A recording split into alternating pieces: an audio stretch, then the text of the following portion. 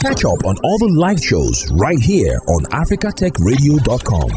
Hello there. Welcome to Africa Tech Radio. My name is Lillian Aberika and you're listening to Tech Untapped. And we're in a series, What Does This Mean?, where we break down complex issues and explore what they mean for you and the broader tech landscape, okay? Today we're looking at the Dangote Refinery and the recently cancelled steel investment plans. Let us unpack what is happening here, what it means for Nigeria economy and you. See, Dangote came out recently to lament. That is the only way I can describe what happened. He talked about a lot of things that has happened in his building and investing in the refinery. He talked about the steel plants that he planned on investing in, amongst others, and Twitter went agog. People are saying that if Dangote can come out to complain like this, who am I? Dangote is not even just first class. It's the creme de la creme. It's the 1% of the 1% of the 1%. And some of us are not even up to lower class. In fact, we're in bottom pot class. If I was to ask you what class in the economy you belong, will you tell me that you're in the upper class, the middle class, lower class, or the bottom pot class? Because, oh my gosh, I don't even want to say it. The state of the economy right now is choking. It is making us... let us just go into it, all right? Let's talk about the Dangote Refinery. Now, this is a massive project. It is said to be one of the largest in Africa. It has a capacity of 650,000 barrels per day. The refinery's aim is to transform Nigeria's oil sector by significantly reducing the need for fuel imports and also to provide a substantial boost to local fuel supply. But it hasn't been smooth sailing, okay? The project has faced numerous delays. It was originally set to start in 2023, but was pushed to 2024. And now a lot of things are being said, right? Because of various technical and operational challenges. One of the most critical issues is the supply of crude oil.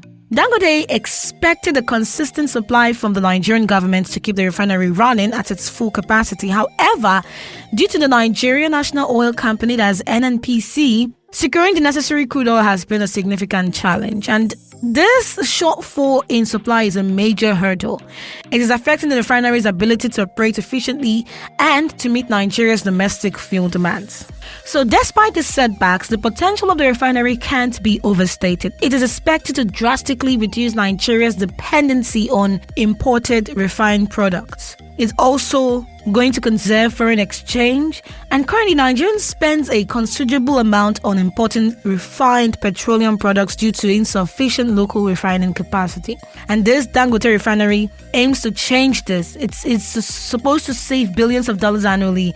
Additionally, it will create thousands of jobs, both directly and indirectly, and to stimulate economic growth in this region. But there's some controversy, okay? According to reports flying around, the purchase of the land for the refinery was about $100 million, right?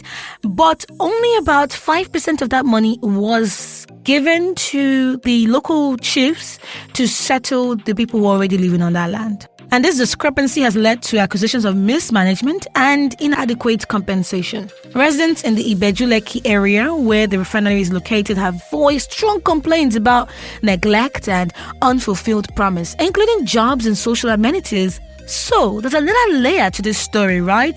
Dangote has reportedly offered to sell the refinery to the NNPC. He said maybe they should just buy it. Do you understand? So that this monopoly of a thing they're talking about would fly out of the window.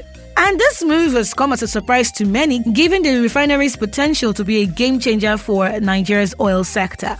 Now, let us shift gears to the steel investment plans by Dangote. Initially, he had ambitious plans to venture into steel production. The goal was to meet the demand in West Africa and reduce reliance on imported steel. Because he has had successes in cement, he's building a refinery, and he was looking at steel.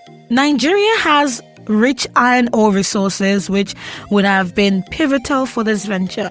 And the idea was to harness these resources to produce steel locally and create jobs, yada, yada, yada. But during the recent lamentations from Dangote, he said that, we are not going to continue like this, so we're not going to do this steel production thing, no. And the decision came because there are some accusations of Dangote being monopolistic. Just take a listen. This country has been having petrol queues since when majority of you were not even born, since 1972.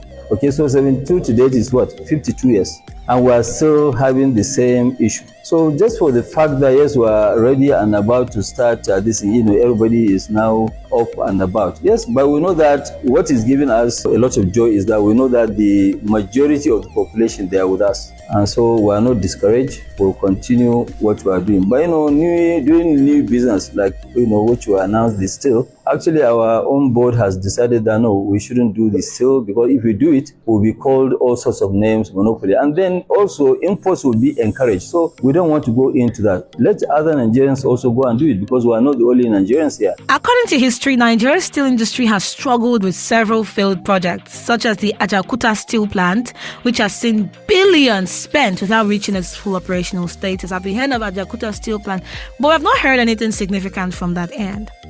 He also said that there are so many people richer than him in this country. They should come back and build in Nigeria and invest in Nigeria. He's not the only person alive that will do that.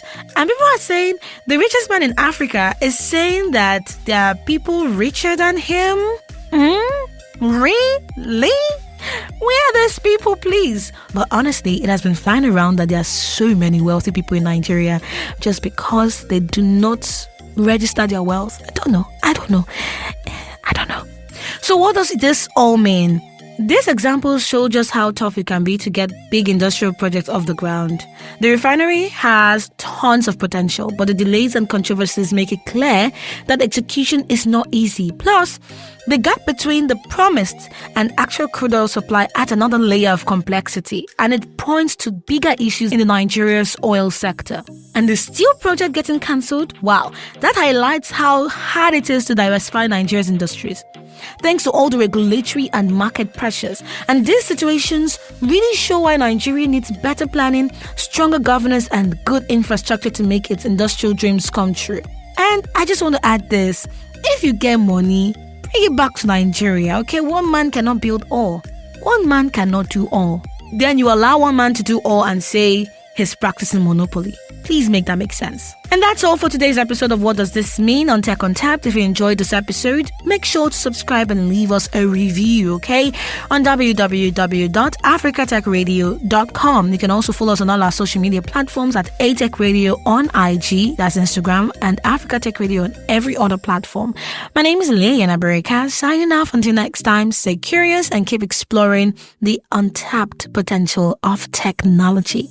Bye. Thanks for listening, and don't forget to catch up on all the live shows right here on africatechradio.com.